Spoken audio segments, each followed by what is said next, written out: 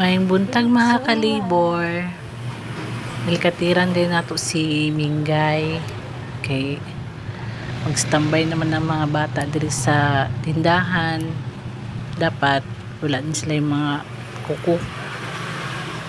Trima nato kay sus makambrasan. Ayaw lang in taon. Tapos pahiran na to siya alcohol kay murag luin pa manggod siya liguan, baby pa. Magkurag-kurag, labi na wala init. Kani day si Mingay, ang istorya ni niya hinatag ni sa among customer tong karaan na pod sa sentro.